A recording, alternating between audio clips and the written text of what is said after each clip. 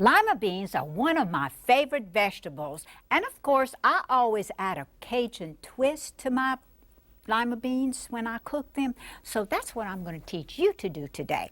Of course, I have bought some frozen lima beans from the grocery store. You can use them, or you can use the canned limas. That's fine, that's just as good, or you can use the dry lima beans. Now, if you use the dry lima beans, what I like to do is that I like to soak my limas before I cook them. So the night before, I put them in a pot of water, I cover them, and the next morning I start cooking them. So that, of course, you have to add to some wonderful bacon drippings. Now, I always fry bacon at my house, so I have bacon drippings in my refrigerator. I keep that so I can use as I need it. So just cover this and heat that up very well. And then you add your onions to this to saute that in your pot. Okay, you gauge it according to your eye. Of course, I have a pretty good size amount of lima beans, so I'll just throw some more onions in here. Makes it good. And I add garlic. This will give it that Cajun flair. Okay. You mix this very well. Okay, now, Mama never cooked this too often because Daddy didn't like lima beans. So she was pretty, pretty particular about wanting to feed him and keep him happy because he worked hard in the fields, in the rice fields.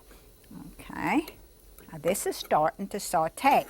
And they'll give it a wonderful flavor. Kind of make them onions happy in there. They're starting to. Okay, now to this, I'm going to add some chopped up ham. Of course, some people like to add a ham hock in here, which is good. You can either way is fine. That's just what Cajun cooking is about. So what I do, I saute all this together. The ham absorbs the flavor of the onion and the garlic. Just cook that this way. Alrighty.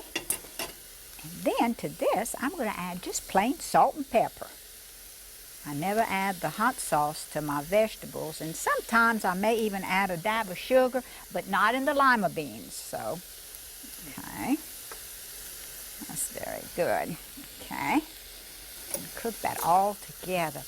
That ham just gives it such a special taste. Now, okay. Next, I'm going to add my lima beans to this. Yeah. I have thawed my limas and just throwing them in here because they'll cook fast if you thaw them. Let's see if I have enough in here. Okay. Mix all of it together. Oh, look at the pretty color. It smells good too. I can add a little bit more. Okay. See, Cajuns cook according to their eye and their feel and their taste and their smell. So we use all our senses, but it produces a wonderful dish. It's part of the Cajun culture. Now to this, I'm going to add some water. Okay. Just enough to where this is going to partially cover the lima beans. Now some people call these butter beans. I don't know what's the difference, but I like the baby lima beans. And of course, they have large lima beans and small ones, but these were the little ones. Okay. This is so pretty. Smells so good, too. I think we got that just right. Now, so you see your water in here, and it will boil. And usually I cook my limas for about 30-40 minutes, depending on how tender they are. Now, just before I serve them, I want to make sort of a gravy in here.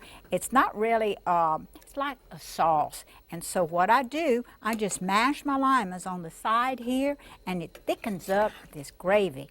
And then you serve that with your rice, of course, and it is just so good. And just go with anything else that you have prepared.